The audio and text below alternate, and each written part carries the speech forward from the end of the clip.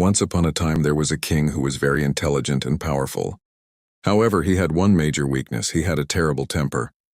He would explode over small things and punish people harshly for tiny mistakes. One day, his old childhood teacher visited the palace. This teacher had taught the king not just math and science, but how to live a good life.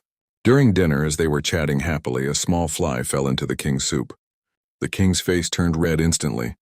He slammed the table and shouted at his servant, "How dare you? A fly in my soup? You are careless and stupid." The terrified servant shook with fear. "Your Majesty, I promise there was no fly when I brought the bowl."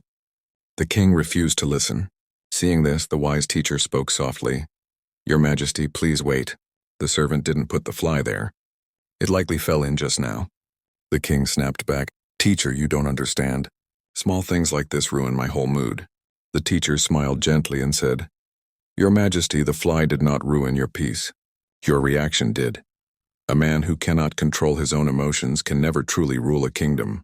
The lesson: patience is a muscle. The king went silent. The teacher continued, "Decisions made in extreme anger or extreme joy are usually wrong.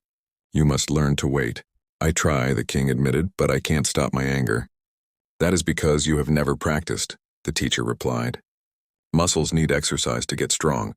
Patience is the same. It is a habit that requires practice." The king took this to heart. In the following weeks, he practiced the art of the pause. Before shouting, he would stop and breathe. He realized that a calm mind thinks clearly. Slowly, he changed. His decisions became fair. His people started to respect him not out of fear, but out of love. His life became peaceful. Years later, he thanked his teacher. "I finally understand," the king said. "Real strength isn't about scaring people with anger. Real strength is control." The teacher nodded. "Pass this message on. Remind people that emotions are like the weather, they come and go. We must not let a temporary storm blow us off course." How to apply this to your life? This story isn't just for kings, it's for us.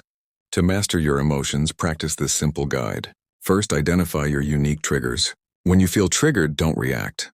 Instead, pause, breathe deeply, and observe your anger from a distance like a passing storm.